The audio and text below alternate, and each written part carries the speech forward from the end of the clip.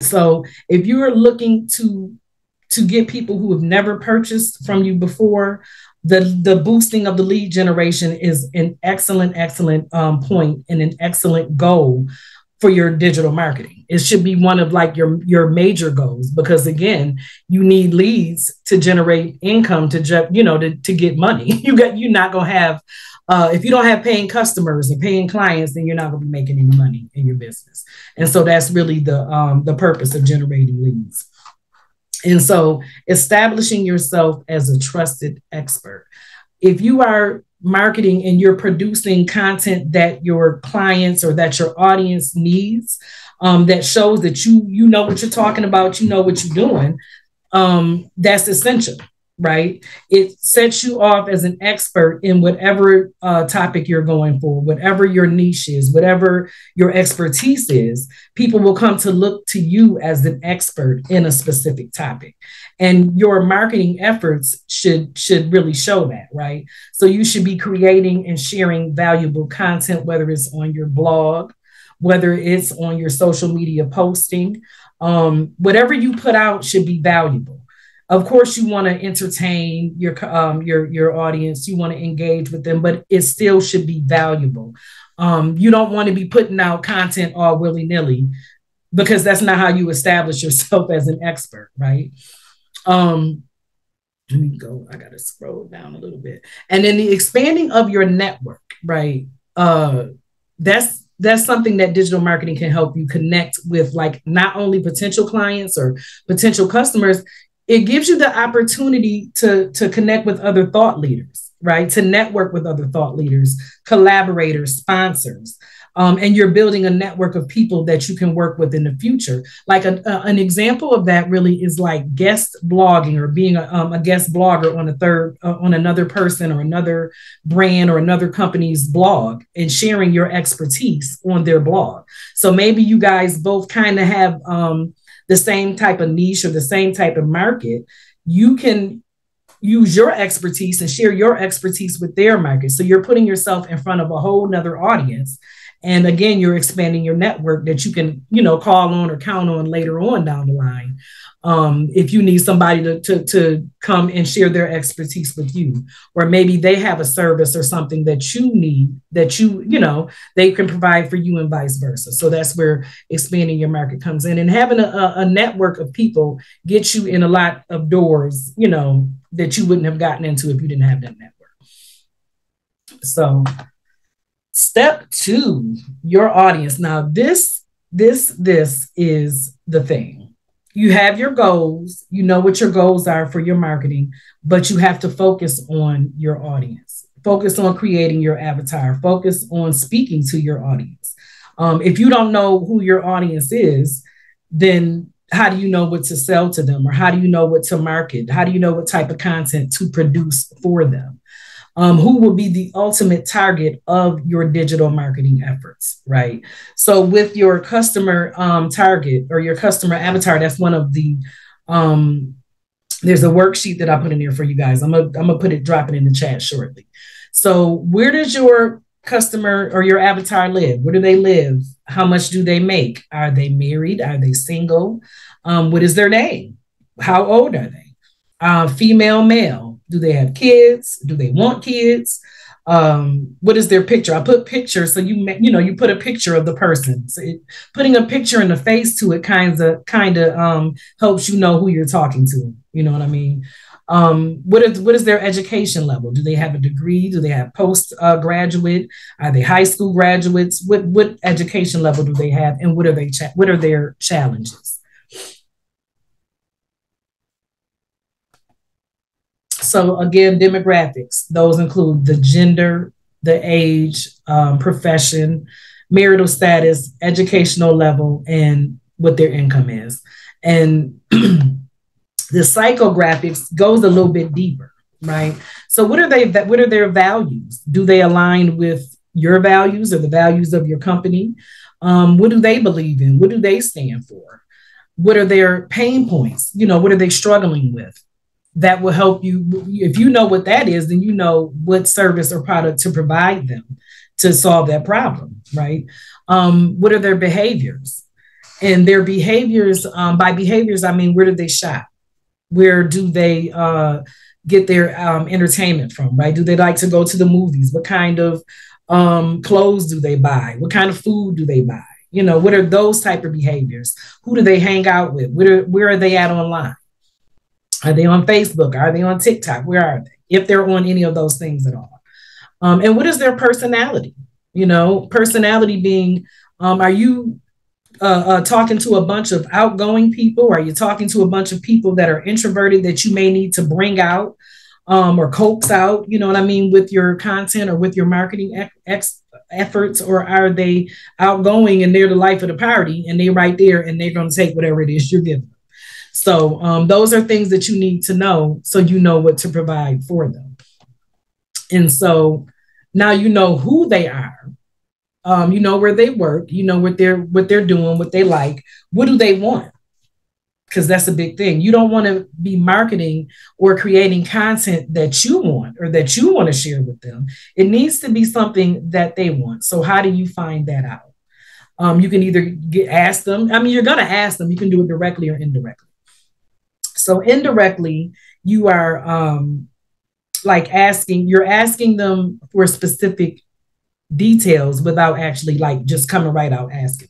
So some ideas you can use to do, you know, to find out what your audience is looking for. So maybe you're on social media and you're researching, looking at the profiles of the people who are following you. So if Jane is following you and you click on, you know, you see Jane, she's liking, she's engaging, she's commenting on your stuff. Well, click on Jane's profile and see, you know, who else Jane is following. See what other type of content Jane is engaging with. What does she connect with? So, and where else Jane is, you know, maybe Jane shows you in her profile that she's on Instagram or she's on TikTok. So you going around looking to see what she's interacting with.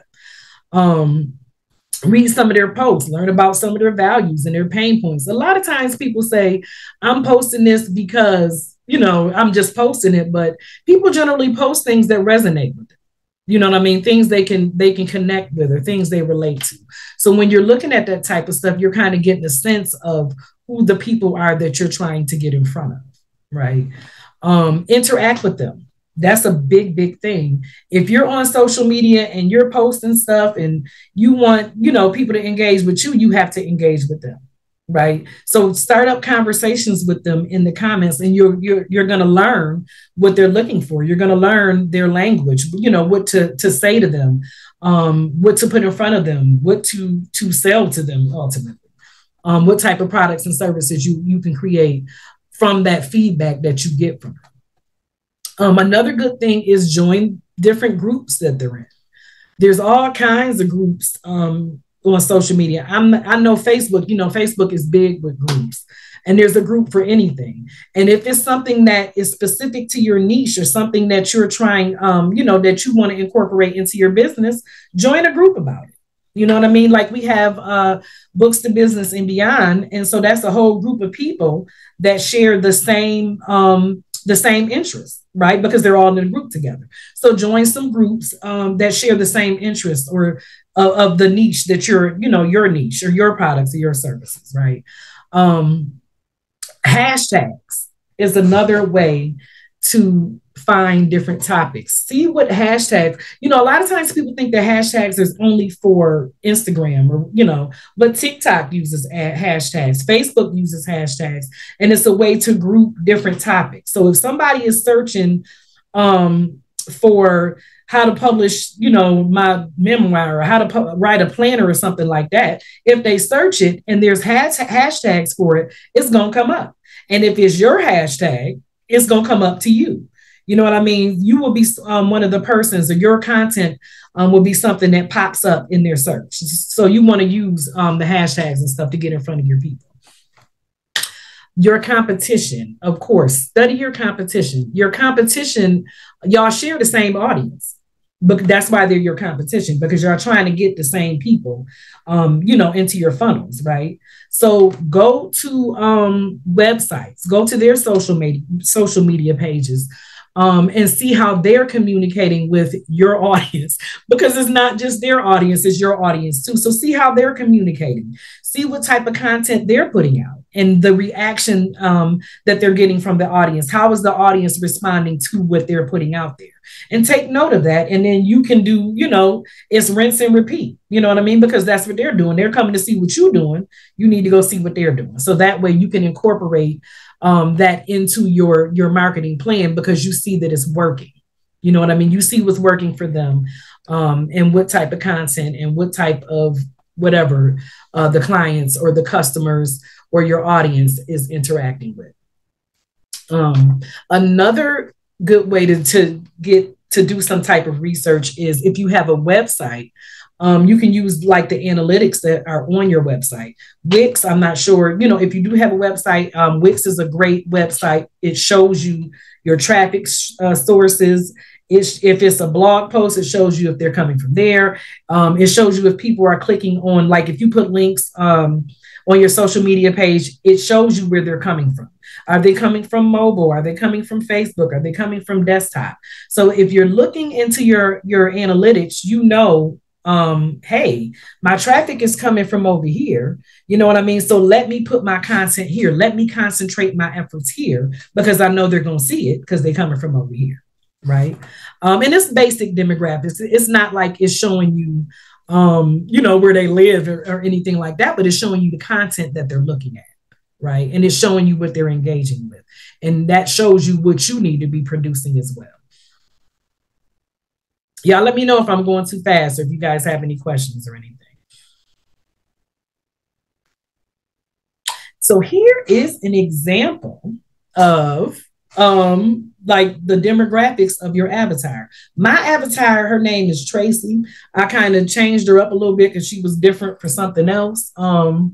But Tracy, you give her a name because it makes it more personable. Tracy is between the ages of 35 and 55. Tracy is a woman. I could say obviously, but Tracy is also a man's name. So Tracy is a woman. She is 35 to 55 years old. And this is just an example. Tracy has a master's degree in healthcare management. She lives in a suburban community. She follows Iyanla Vanzant. She follows women-focused startup groups, and she follows the hashtag Women Empowering Women. She wants to leave her current job and start her own business, and she needs help with time management, focus, task completion, and goal setting. So this avatar profile pretty much told you what you need to know so that you know where to focus your marketing efforts. So, Tracy, you wouldn't be marketing to Tracy as a woman of 35 to 55 years old, the same way you would be marketing to 20-year-old Tracy. You know what I mean? Or somebody outside of that demographic. She doesn't have probably the same interest as a 20-year-old person who doesn't have a master's degree in healthcare management, or, as a person who doesn't maybe live in a suburban community.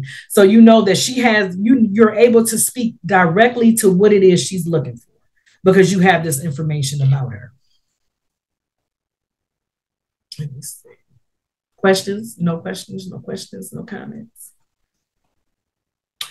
So step 3, your brand. You should be clear on what your brand is, who your brand is, what your brand stands for, what are your values, what are your beliefs, etc. You should absolutely know what that is. And it starts with your vision and your mission. So what do you hope to achieve for your audience and yourself? Because that is going to determine what your efforts should be as far as your marketing, your digital marketing, and what to include, right? So just like an example, so your brand vision, what do you hope to achieve for your audience and yourself? It should resonate and inspire your audience. So I help clients empower themselves to make powerful changes in their lives and launch the business of their dreams. That's your vision for your audience, right? And again, it should inspire them because it's a vision, right? A vision is usually inspiring. Your mission statement or not even, well, your mission statement. What is your mission? What is the goal? What is the objective of your brand? How will it serve your audience? And you want to use action words on how you serve, right? So I offer one-on-one coaching, group coaching, quarterly webinars to help women get organized and stay on task, right? And that's, you're saying what your mission is for your brand. So what is your company? Why does your company exist? Why did you create this company, right? And what are your core beliefs?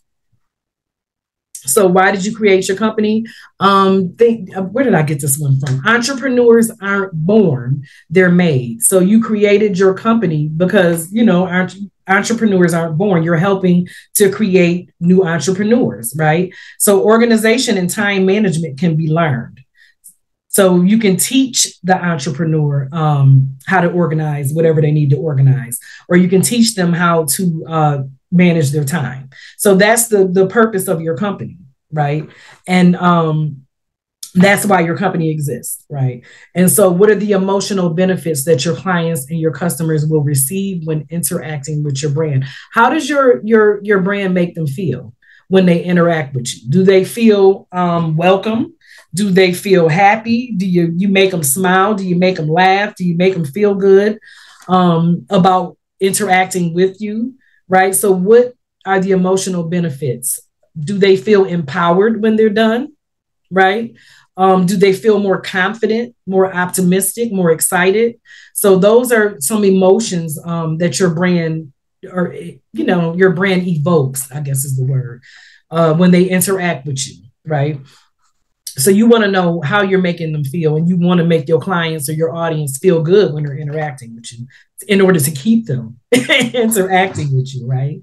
So as far as like the hands-on benefits, the functional benefits, what problems do you solve? What problems does your product or your service solve, right? So your clients learn to manage their time, shift their mindset. And this is an example. This is just an example. Create an actionable plan, set goals, and break them down into manageable tasks and deal with uncomfortable emotions and reduce stress. That's a lot, but that's like a benefit. You know what I mean? Those are benefits. You're saying, hey, this is what my product or this is what my company does for you. And then, so beyond your service list, beyond your product list, what else do you offer your client? Wait a minute, I went backwards. What else do you offer? As far as what else do you offer? What else do you bring to the table? What makes you unique? Because there are different companies. I skipped past, so forgive me. But there are other companies that offer what you offer, but what makes you unique in your offering? What is your unique value proposition? What do you offer? Because, you offer it. Y'all might be all doing the same thing, but nobody can do it like you do, right? Victorious U Press, there's a lot of different publishing companies, right? But Victorious U Press offers excellence. Victorious U Press puts you on the bestseller list. You know what I mean? Victorious U Press helps you launch your business in an excellent way. Just, that those are the type of values and different things that we bring. That's what makes Victorious U Press different. That's what helps us stand out in a crowd of, because you're going to be in a sea of people doing the same stuff. So you want to be able to get out there and show your personality, show your brand personality, and let the people know this is what I'm bringing. And this is how we stand out. And this is why you should come and work with me, or this is why you should buy from me, or this is, come on over here, basically, with me. And so the next thing, now that you've gotten yourself out there, you are putting your brand out here in these streets, in the Facebook streets, the social media streets, you're blogging about it, you're talking about your brand. Now the next thing is you got to bring some leads in, right? So how are you going to get these leads to interact with you? How are you going to get these leads into your funnel, into your company? You know what I mean? How will you do that? So we do that with a lead magnet. And what is a lead magnet? Lead magnets, I don't know if anyone, I'm sure some people have heard of what lead magnets are. They come in different forms, but they usually are free. Something that is tied to your business or your niche, something that's specific to what you do. It's valuable, it's helpful, it's informative, and it can be used right away. And it's small. You know what I mean? It's something small, easily consumable. You don't want to give something too big, but you want something that's going to help them readily, not identify, implement whatever it is. If you're giving them some tips or a checklist or something, it's something they can implement right away, and they're going to get a result right away. And so now that they've gotten that result, you're bringing them in, because they're like, wait a minute, if I can get this result from this little bit of information, what else can they do for me? Right. And so, examples. Lead magnets, oh my goodness, they can be anything from, and checklists. People love a good checklist. They're easy to create. You can go right in Canva and create a checklist in 5 minutes. Cheat sheets are good lead magnets, and they're kind of like a checklist, but with the cheat sheet, they're giving you the steps to follow to solve the problem, right? Step one, open the can. Step two, pour it in your cup. You know what I mean? So you're getting each step. And then at the end of those steps that you've taken, and it will only be probably just for one thing, one goal that you can accomplish. But at the end of it, you've solved your problem. A template. Entrepreneurs are busy, and maybe not just entrepreneurs, whomever it is you're focusing on are busy. If entrepreneurs are your audience, templates are excellent. I love a good template, whether it's a blog template, an email template, a template to create something, a poster. Templates are just great because you can just drag and drop, and it makes your life a lot easier. And that's what you want to do. You want to make things easier for your audience, right? A planner, and it does not have to be a big old thick planner. It can be how to plan your day and effectively manage your time in 5 steps or something like that. So maybe you've created these 5 steps. Step one, and you have some blank space or some lines or something, they can write that down. Step two, and so on and so forth. Another big thing is webinars. I like webinars. A lot of people love webinars. Challenges that lead to webinars, or webinars that lead to challenges that you're giving some high value with, right? And you're doing it with a sense of urgency. We're saying, hey, this webinar won't be around for long. So you want to jump on this train. And once you get them onto the webinar, you're providing them with really valuable information, but not too much information. You're giving them enough to solve whatever problem it is they joined your webinar to solve. Bite-sized tidbit, but you give it to them in a way that, okay, I've solved this problem, but I need to connect with you further so I can solve the rest of the problem. You know what I mean? The bigger picture. And so that was lead magnets. I don't know if I skipped something because it went fast. The blog. So how, as a writer or as a publisher, as a business owner, blogs are a really, really great way to promote your business. And let me see, you can use them to get yourself, again, in front of a broader audience, in front of a lot of people like to read blogs. And if your blog is informative enough, if it's valuable enough, if you're providing great information, entertainment, value, you'll be able to bring people flooding to your blog, to your website. It may be a standalone blog, or it can be part of your website, right? So you need to know the purpose of your blog. If you're going to create a blog, you don't just want to have a blog just to have one, or just to say you have a blog. It needs to be around, around your niche, right? So what is the purpose of your blog? Is it to increase sales of your products? Is it to land new clients? Do you want to just, get more exposure, more brand awareness?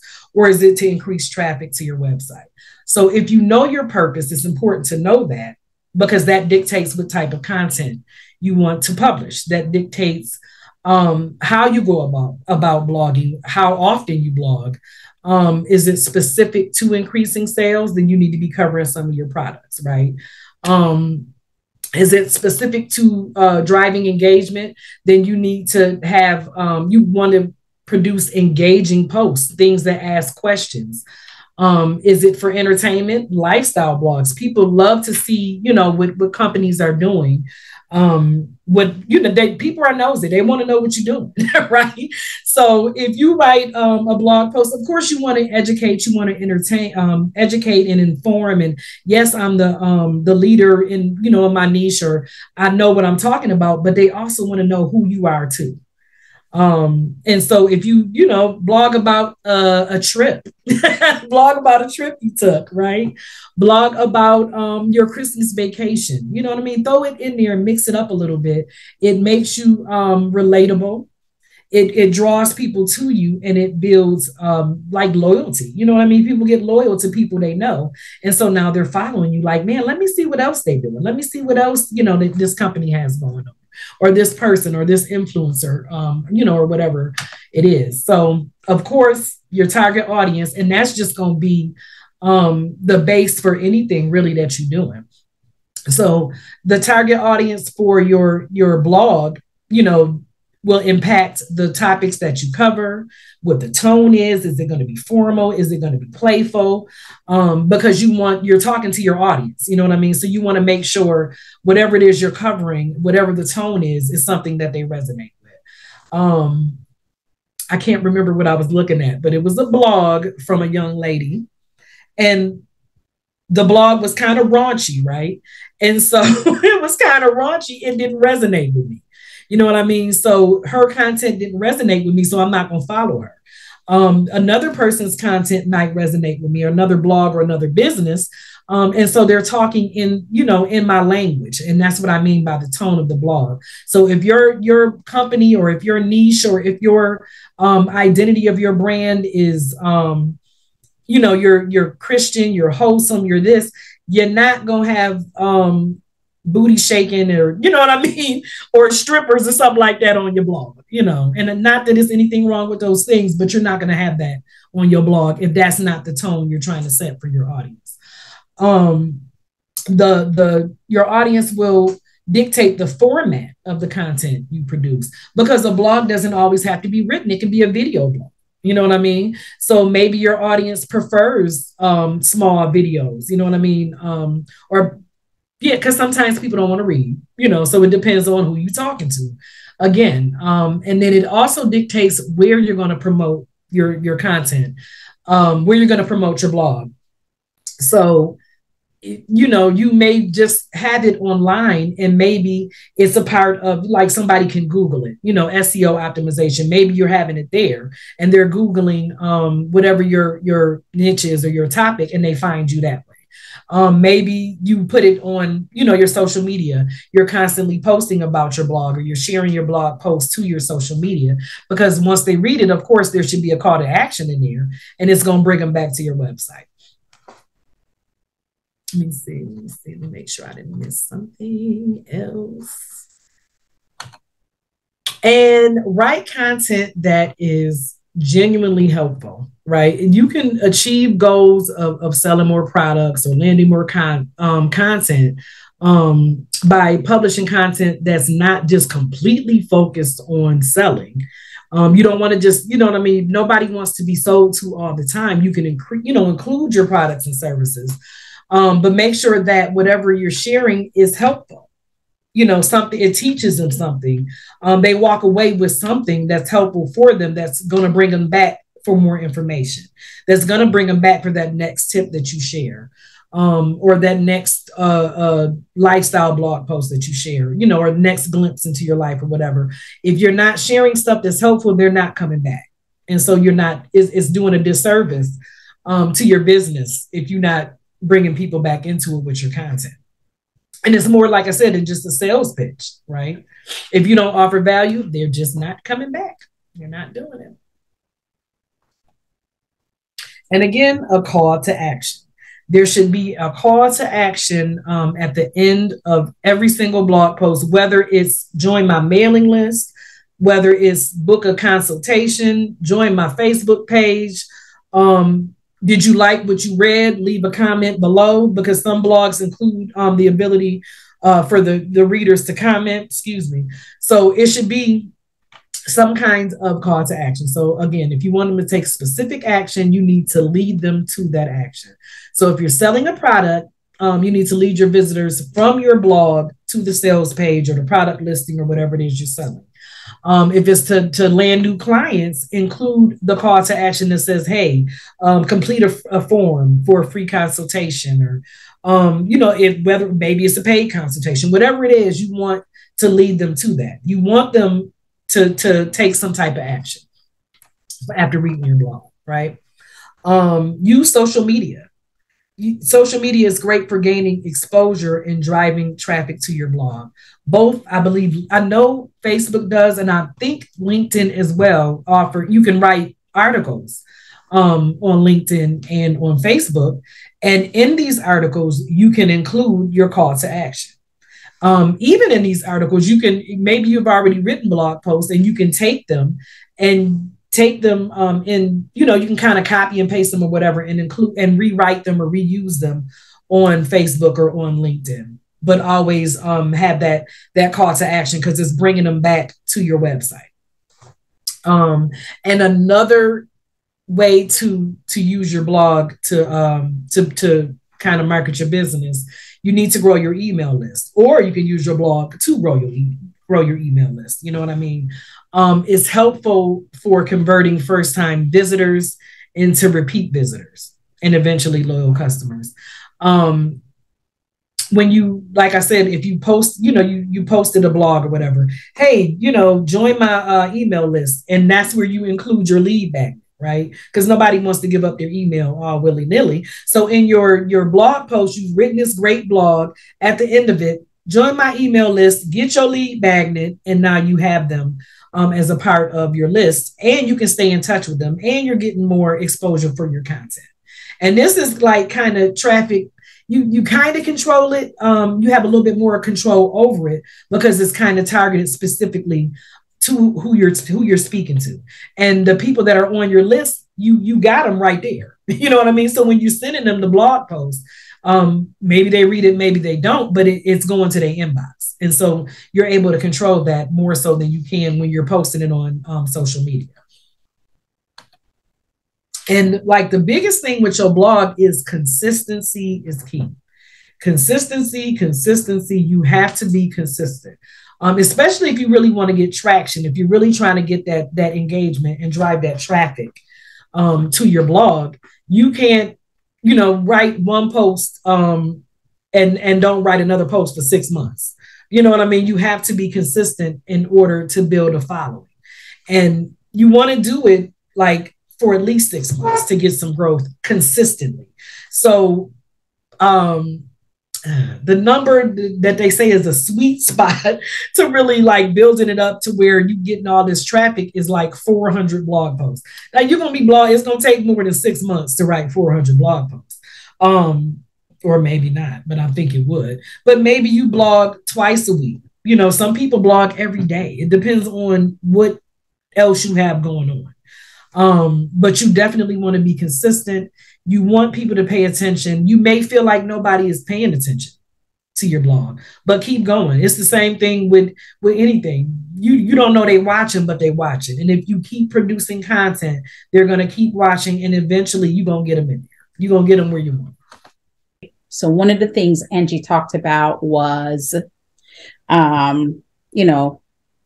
can you listen to your audience? How do you think you can find out what they need, right? So she mentioned doing quizzes or asking questions, right? The best way to get an audience together that you're building is via a group that you build, right? One way. The second way is through your business Facebook page. Why? You learn a lot from the people who follow you. So I'm going to show you two things. I'm going to show you my group, Books to Business and Beyond. And I choose this part of it because this is like insights, right? So on insights, I can see from this picture when is the most popular days that people show up on my page or in my group, and what time of those days do they show up in the group, right? So if you look at this insight, this is Books to Business and Beyond. We have 1,400 members in that group. When I started this group, I had 58 members. I think I started it in 2017 or the beginning of 2018 with like 38 or 58 members. And it just keeps growing, right? We're at 1,400, and there's a lot of people I've kicked out of this group too for posting stuff that did not align with my core values, which is fine. But you have an opportunity to see everyone, members or visitors, right? This stats is over the last 28 days. And I can see here by post the number of reactions to all of my posts, right? So it gives you certain, on this bar graph, it tells you post, people that respond to it. Then it shows you people who comments, right? So whatever I post on December 1st, and December 2nd, 2 comments, December 5th, December 7th, I had 5 comments. So it tells you, right? And then here, boom, December 3rd, December 15th, 3 comments. But something I posted on December 16th garnered me 34 comments. So this is a way of showing you who are commenting. And I can go back and look at my posts on December 16th to see what was it I posted that gave me so many responses, right? And so you get an understanding of what triggers your audience response or their curiosity, right? Or their engagement. And I know from my Facebook group that Fridays are my most popular days. And then after Fridays, it's Thursday, then Wednesday, and then on Saturday. So I know if I post on Friday, I'm going to get the biggest bang for my buck. We do a Friday author spotlight. And so we always get a lot of visitors on Friday. This here tells me the popular times so that I know that if I'm doing something and I want most people to show up, it is going to be between the hours of probably 12 noon to maybe 3 p.m. I may get a little bit at 6 p.m. And then between 9 and probably 10 p.m. I may get something else. But if I want to post and get the most engagement, it's between 1 p.m. and 4 p.m. on my, in my group. And then it just tells you like how many people how many people comment by each post. So I love that, right? That's why having a group and start creating your own tribe is amazing, because you can ask questions in the group that gives you the answers that you're looking for as to what the people need from you. And then the last thing I'm going to show you is before you leave there, can you show us how did you get to that part right there? Sure. So this is let me just go back to, so this is my Books to Business group, right? Right. Let me just click out of here completely.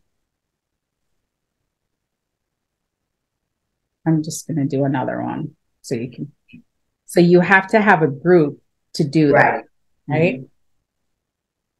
So I just go here, and my group is Books to Business and Beyond. I have it as a favorite, so it's right there. Okay.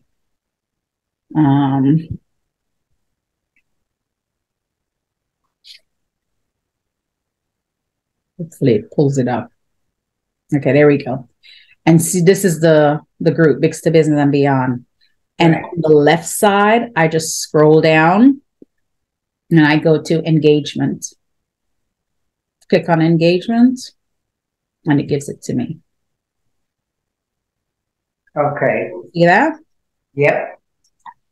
So now I want to show you my Facebook business page. And this is the page that's Victorious You Press. So I'm just go to home. Now the thing about Victorious You Press, it's a business page. Let me just completely go to Victorious You Press.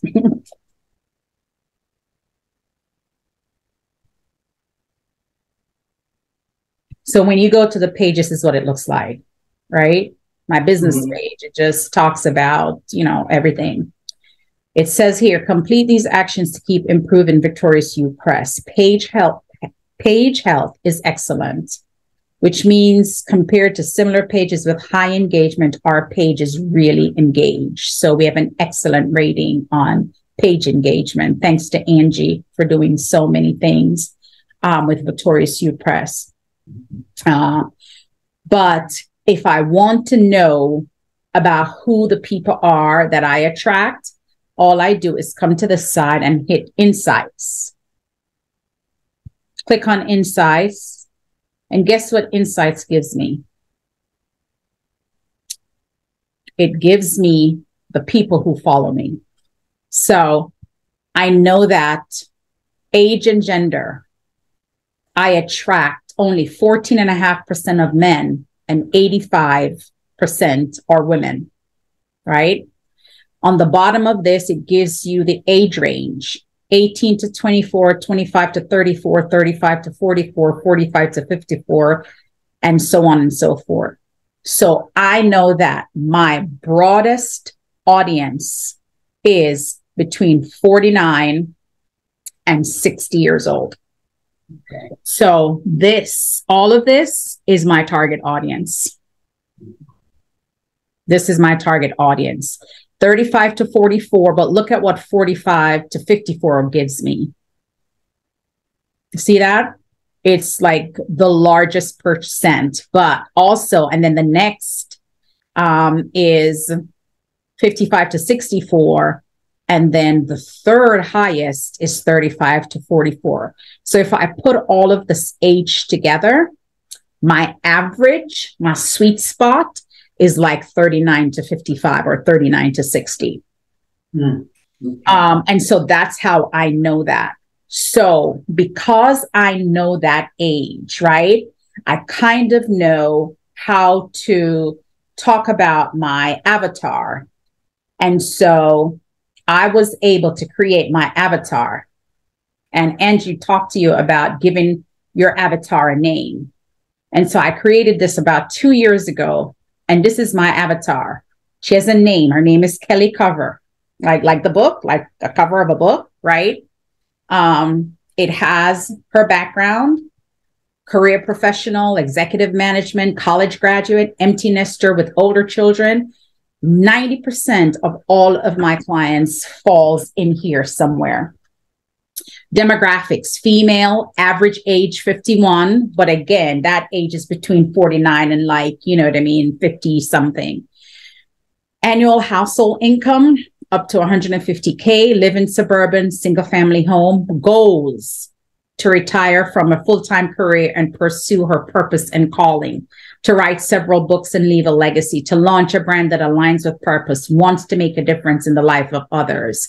Hobbies and interests. Angie talked about psychographics. Love reading self-help books and motivational books. Very active in church. Loves spending time with family and close friends. Loves the movies and stage play. Enjoy going out to dinner for fine dining. Challenges. At a crossroads and need help in planning for her next. There's an urgency to prepare now more, but plate is full. Has a lot to offer based. Why is that all in spell check thing? Has a lot to offer, but limited on time. That should be there. Overwhelmed at the publishing process, right? That's most of my clients that I've dealt with. That's their problem. Listen, I have all this stuff in my head. My plate is full. I'm a professional. I do this. I do that. I have a family, I don't have the time to learn this stuff and I want to get it done, right? Common objectives. Do I have to do a Facebook page? Do I have to go Facebook Live, right? Most of my clients say that to me. How much social media do I need? What is marketing? I don't like marketing. Do I have to do my own marketing, right? And biggest fear is transitioning from having a team to doing most things on her own. Will her books and brand be relevant? And procrastinating and not leaving a legacy for her family.